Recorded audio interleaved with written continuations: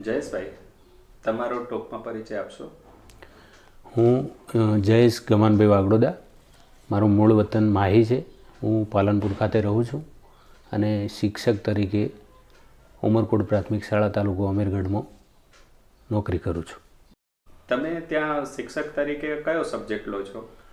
હું ચિત્ર શિક્ષક તરીકે ત્યાં જોડાયેલો છું. એટલે ચિત્ર મારો મેઇન સબ્જેક્ટ છે અને આ ચિત્ર શિક્ષક તરીકે જોડાવા માટે મેં CN ફાઇન આર્ટ્સ કોલેજ અમદાવાદમાં ફાઇન આર્ટ્સ કરેલું છે અને આર્ટ ટીચર ડિપ્લોમા પાટણ ખાતે કરેલું છે. જયેશભાઈ, તમે આર્ટ લાઇનમાં આગળ વધવા માટે નક્કી કર્યું, તો એનું કોઈ પ્રેરણા મળી? તમે કોઈ જગ્યાએ કંઈ એક્ઝિબિશન જોયું હોય કે ઘરનું એવું કંઈ વાતાવરણ કે જેના કારણે તમને થયું હું આર્ટ લાઇનમાં જાઉં, એવું કંઈ હોય તો જણાવશો? હા, મારા ફાધર હતા એ શિક્ષક હતા, એટલે એમને પણ ચિત્રનો શોખ હતો. પછી બીજા મારા કાકા જે હતા એ પણ આર્ટ ટીચર ડિપ્લોમા કરી અને ચિત્ર શિક્ષક તરીકે કામ કરતા હતા.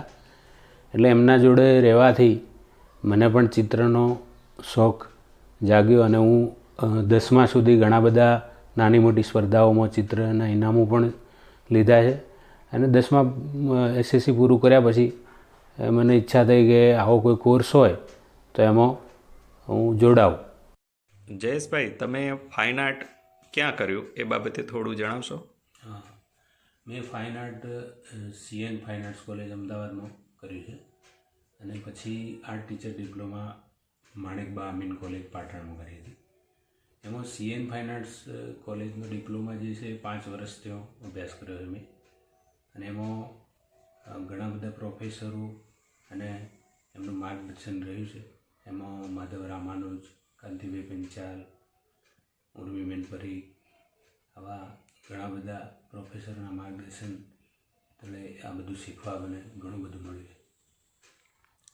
અને કોઈ ખાસ કે જેના દ્વારા તમને સતત પ્રેરણા મળી હોય, કોઈ મિત્ર હોય, કોઈ ઘરનું કુટુંબનું કોઈ વ્યક્તિ હોય કે એવું કંઈ? હા, એમાં પ્રોફેસરોની સાથે સાથે મારા એક મિત્ર હતા આશીષ ગજ્જર. એ હાલ પણ આર્ટ રિલેટેડ જ બધું કામ કરી રહ્યા છે અમદાવાદમાં. એ મારી સાથે 5 વર્ષ રહ્યા તો એમની પ્રેરણા મને ખૂબ મળે છે, કારણ કે એ ડેલી વર્ક કરતા અને એકદમ શું કહેવાય કે એના સમર્પિત હતા આર્ટને.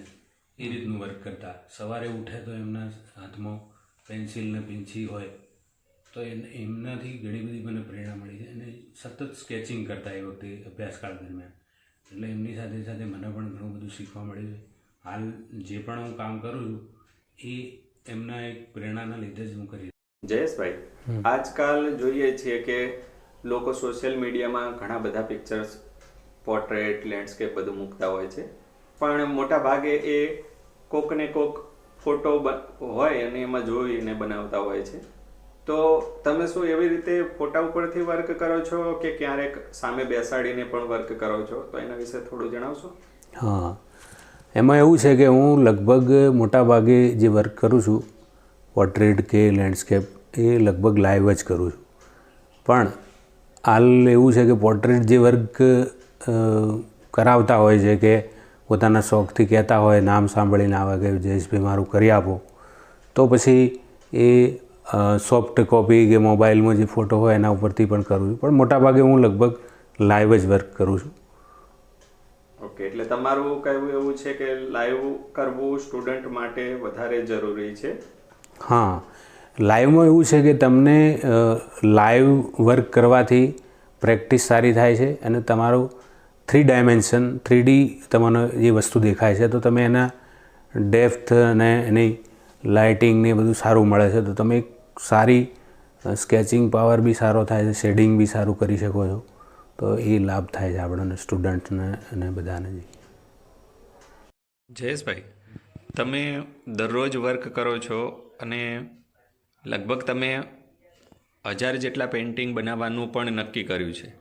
તો આ ક્યારથી તમે શરૂ કર્યું અને દરરોજ વર્ક કરવામાં કંઈ તકલીફ કે તમે તમારા જોબમાં પણ સાથે કઈ રીતે આ બધું મેનેજ કરી શકો છો? થોડું જણાવશો? હા, મારી નોકરીનો સમય આખા દિવસનો છે 11 વાગ્યાથી 5 વાગ્યા સુધી, અને એના પછીનો જે સમય છે એમાં હું મારા પત્ની અને બાળકોને મને ખૂબ સપોર્ટ છે. એના લીધે હું આ વર્ક કરું છું. એમાં લગભગ 1 થી 1.5-2 કલાક સુધીનો દરરોજનો સમય ફાળવું છું અને આ વર્ક કરી રહ્યો છું. એમાં 1000 પેઇન્ટિંગ બનાવવાનો વિચાર મેં ડેલી વર્કમાં ચાલુ કરી દીધો છે. એમાં હાલ અત્યારે 95 સુધી તો મેં વર્ક કરી દીધા છે. એમાં પોર્ટ્રેટ બનાવો છો કે પોર્ટ્રેટ સાથે બીજું કંઈ પણ? પોર્ટ્રેટ પણ બનાવું છું અને એની સાથે સાથે live sketching, live landscape work આવું બધું કરું છું, જે એક જ દિવસમાં પૂરા થઈ જાય એ રીતના સ્કેચ વર્ક અને આર્ટ વર્ક તૈયાર કરું છું. જયેશભાઈ, આ પાલનપુર એ સાહિત્યકારોની નગરી તરીકે પ્રખ્યાત છે, તો તમે એમાં આર્ટિસ્ટ તરીકે વર્ક કરો છો, તેમાં તમને એવું તમારી રીતે તમે આ પાલનપુર શહેરને શું આપવા માંગો છો? હા, પાલનપુર શહેર એક સાહિત્યની નગરી તરીકે પ્રખ્યાત છે. તો પાલનપુરના લોકોને અને પાલનપુરમાં જે નવોદિત ઉભરતા જે કલાકારો છે ને, એને હું કહેવા માગું છું કે આપણી સાહિત્યની જે નગરી છે એને કલાની નગરી પણ બનાવવી જોઈએ. અને જે પણ નવા કલાકારો જેમને શોખ છે ચિત્રમાં, શિલ્પમાં, એ લોકોએ આગળ આવવું જોઈએ.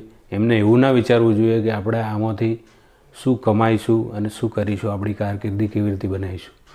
તો એ વસ્તુ એવું નથી. તમારામાં ટેલેન્ટ અને તમારામાં કલા પ્રત્યેની એક લાગણી હશે અને તમે સારું કામ કરી શકશો તો તમે જરૂર આગળ વધશો. અને ઘણા બધા એવા કલાકારો જે છે એ પોતાની સાધના થકી ઘણા બધા ઉચ્ચ શિખરે પણ પહોંચ્યા છે. આપનો ખૂબ ખૂબ આભાર જયેશભાઈ કે આપે ખૂબ સરસ વાત કરી, જેમાં આપની વાત જાણીને ઘણા બધા લોકોને પ્રેરણા મળશે. આભાર.